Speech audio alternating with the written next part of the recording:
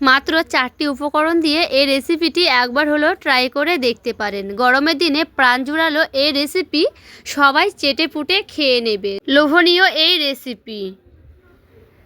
নমস্কার বন্ধুরা, অমৃতা কুকিং চ্যানেলে সবাইকে স্বাগত জানিয়ে আবারও চলে এসেছি। তো যে সকল বন্ধুরা আমার চ্যানেলে নতুন হয়ে এসেছেন, যারা প্লিজ চ্যানেলটি সাবস্ক্রাইব করে আমার পাশে থাকবেন, আর যারা ফেসবুক থেকে দেখছেন তারা পেজটাকে ফলো করে রাখবেন। তো স্কিপ না করে পুরো ভিডিওটি দেখার অনুরোধ রইল। তো চলুন লাইক দিয়ে ভিডিওটি দেখা শুরু করবেন, ভিডিওটি শেয়ার করি। এখানে দেখুন বন্ধুরা, সাবুদানা নিয়েছি। তো আমি এখানে এই সাবুদানাটা নিয়েছি, আপনারা চাইলে কিন্তু মোটাটা নিয়ে নিতে পারেন। এটা একটু মিহিটা আছে, মানে ছোট ছোট দানাটা আছে, তো বড় দানাটা নিয়ে নিলেও কিন্তু হবে। তো এই সাবুদানাগুলো প্রায় 3-4 ঘন্টা কিন্তু ভিজিয়ে রাখতে হবে। তার জন্য আমি এখানে দিয়ে দিচ্ছি জল। তো এখানে দেখুন আমি জল দিয়ে দিলাম। তো জলটা দিয়ে হালকা করে একটু নাড়াচাড়া করে নিচ্ছি, এতে করে 3-4 ঘন্টা খুব সুন্দর ফুলে ডাবল হয়ে যাবে। তো ততক্ষণ আমি এখানে ঢেকে রেখে দিচ্ছি। এখানে দেখুন একটা আম নিয়েছি। তো এই আমটা কিন্তু খুবই সুন্দর পাকা, এটা গাছ পাকা আম। তো এই আমটাকে আমি দেখুন কেটে নিচ্ছি। আর কালারটা দেখুন কি সুন্দর, আমের কালারটা দেখে কিন্তু খুবই সুন্দর লাগছে। আর এই যে দেখুন বন্ধুরা আমের কালারটা। তো এই দু সাইডের আমটাকে আমি এইভাবে কেটে নিচ্ছি। এই আটিটা আমি রেখে দিলাম। তো আমার এই পাল্পগুলো লাগবে, তার জন্য আমার এই মানে এইভাবে কেটে নিচ্ছি। পাকা আমের কিন্তু খোসা ছাড়ানো যায় না খুব ভালো মতো করে। তো আমি এইভাবে দেখুন কেটে নিচ্ছি, এতে করে খুব ভালো মতো করে কাটানো হবে। তো আমি এইভাবে খুব ভালো মতো করে দেখুন আমটাকে মানে এই যে ছিলে নিলাম। দেখুন আমগুলো আমি এইভাবে দেখুন আমের পালগুলোকে নিয়ে নেব। এই যে এইভাবে দেখুন নিয়ে নিচ্ছি, আর খোসাটা বাদ দিয়ে নেব। তো এইভাবে আমি খুব ভালো মতো করে দুটো আমেরই পালগুলোকে এইভাবে বের করে নিচ্ছি। এখানে দেখুন খুব সুন্দর করে আমি কিন্তু আমের পাল্পটা বের করে নিয়েছি। তো জল ছাড়াই খুব সুন্দর করে একটা পেস্ট করে নেব। আর এখানে দেখুন আমটাকে খুব সুন্দর একটা মিহি পেস্ট করে নিয়েছি, মানে একেবারে ব্লেন্ডারে পেস্ট করে নিতে হবে আমটাকে। তো এই আমটা দেখুন মানে দেখতে কতটা লোভনীয় হয়েছে, আর কালারটা কত সুন্দর হয়েছে। তো এটা আমি ঢাকা দিয়ে সাইডে সরিয়ে রেখে দিচ্ছি। আর এখানে দেখুন আমটাকে খুব সুন্দর একটা মিহি পেস্ট করে নিয়েছি, মানে একেবারে ব্লেন্ডারে পেস্ট করে নিতে হবে আমটাকে। তো এই আমটা দেখুন মানে দেখতে কতটা লোভনীয় হয়েছে, আর কালারটা কত সুন্দর হয়েছে। তো এটা আমি ঢাকা দিয়ে সাইডে সরিয়ে রেখে দিচ্ছি। তো এখানে দেখুন আমি একটা কড়াই বসিয়ে নিলাম। তো এখানে আমি দিয়ে দিচ্ছি দুধ। এখানে কিন্তু মানে খাঁটি গরুর দুধ আছে। তো এখানে প্রায় আমি 300 গ্রাম দুধ নিয়েছি। এরপরে দুধটাকে খুব সুন্দর করে ফুটিয়ে নেব। এখানে আমি গ্যাসের আঁচটাকে বাড়িয়ে দিয়েছি, বাড়িয়ে দিয়ে একটু ভালো মতো করে নাড়াচাড়া করে নিচ্ছি দুধটাকে। তো এখানে আমি দুধটাকে খুব সুন্দর করে একেবারে ঘন জাল করে নেব। আর এদিকে দেখুন দুধটা খুব ভালো মতো করে ফুটতে লেগেছে। তো এখানে আমি দুধটাকে খুব সুন্দর করে কিন্তু ফুটিয়ে নিয়েছি, আর একেবারে ঘন জাল করে নিচ্ছি। তো এখানে মানে দেখুন অনবরত নাড়তে থাকছি, নাড়তে নাড়তে এইভাবে কিন্তু আমি দুধটাকে ঘন করে নেব। তো এদিকে আরও প্রায় মানে 2-3 মিনিট একটু দুধটাকে আমি ঘন করে নেব। তো এদিকে আমি দেখে নিই তো সাবুদানাগুলো ভিজেছে কিনা। আর এখানে দেখুন সাবুদানাটা আমি ঢেকে দিয়ে রেখে দিয়েছিলাম জল দিয়ে। আর এই যে দেখুন কতটা সুন্দর হয়েছে, আর ফুলে ডাবল হয়ে গেছে, দেখে বুঝতেই পারছেন। আমি এভাবে একটা ভেঙেও মানে চিপেও দেখাচ্ছি কেমন ভিজেছে। দেখুন এই যে খুবই সুন্দর কিন্তু ভিজে গেছে, দেখুন দেখে বুঝতেই পারছেন ফুলেও ডবল হয়ে গেছে। তো এইগুলো আমার খুব ভালো মতো করে কিন্তু ভিজে গেছে। দেখুন দিয়ে দিচ্ছি চিনি।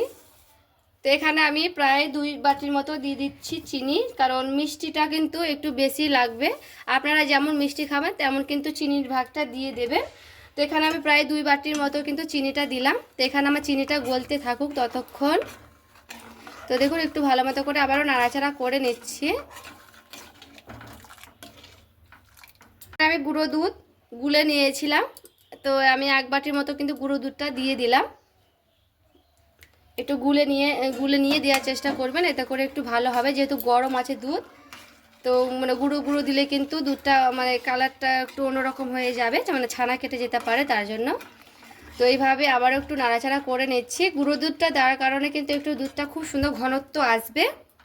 আর এখানে দেখুন সেই সাবুদানাগুলোকে আমি এভাবে দিয়ে দিচ্ছি। এরপরে সাবুদানাটা দিয়ে খুব সুন্দর করে এখানে আমি নাড়াচাড়া করে নিচ্ছি। এখানে মিষ্টিটা কিন্তু আপনারা নিজেদের পছন্দ মতো দেখে দেখে দিয়ে দিবে, কারণ একটু মিষ্টি মিষ্টি হলেই ভালো লাগবে এইগুলো। তো এরপরে আমি সাবুদানাটা দিয়ে খুব সুন্দর করে এভাবে নাড়াচাড়া করে নিচ্ছি। এখানে কিন্তু একটু অনবরত নাড়তে থাকতে হবে, মানে ভালো মতো করে ফুটতে নিতে হবে সাবুদানাগুলোকে দুধের সঙ্গে।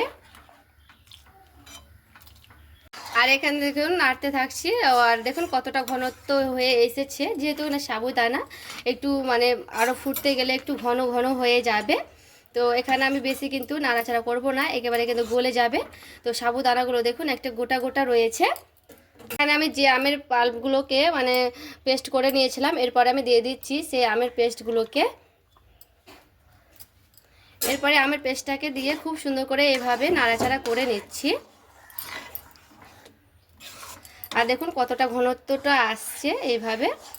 তো এইভাবে আমি খুব সুন্দর করে মানে আমের পেস্টটার সঙ্গে নাড়াচাড়া করে নিচ্ছি। এখানে দেখুন আমটার সঙ্গে খুব সুন্দর করে আমি মিশিয়ে নিয়েছি। তো 1 মিনিটের মতো একটু ফুটিয়ে নেব, এতে করে খুব সুন্দর আসবে কালারটা। মানে 1 মিনিট ফুটালে কিন্তু হয়ে যাবে, এর থেকে বেশি ফুটালে কিন্তু সাবুদানাগুলো একেবারে কিন্তু গলে যাবে। তো এখানে আমার পুরোপুরিভাবে রেডি হয়ে গেছে। তো এখানে মিষ্টিটা একটু চেক করে নেবেন কেমন হয়েছে, যদি লাগে চিনি তো চিনিটা দিয়ে দেবেন। তো এখানে আমি নামিয়ে নিচ্ছি, তারপরে কিন্তু দেখাচ্ছি। আর এই যে দেখুন বন্ধুরা, নামিয়ে নিয়ে চলে এলাম। আর দেখুন দেখতে কতটা লোভনীয় হয়েছে, আর কালারটা দেখুন কি সুন্দর এসেছে। কোনো রকমের কিন্তু রং দিইনি এখানে, একেবারে অরিজিনাল আমের রং। এইটা দেখতে দারুণ লাগছে। তো এখানে দেখুন ওপর থেকে আমি কয়েক টুকরো মানে কাটা আমের টুকরোগুলোকে ছড়িয়ে দিচ্ছি। এই আমের টুকরোগুলো কিন্তু আমি আগে থেকে কেটে নিয়েছি, ছোট ছোট করে টুকরো করে নিয়েছি।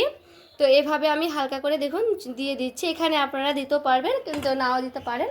তো চাইলে এইভাবে ছোট ছোট করে কেটে দিয়ে দিতে পারেন একেবারে মিষ্টি মিষ্টি আমগুলো।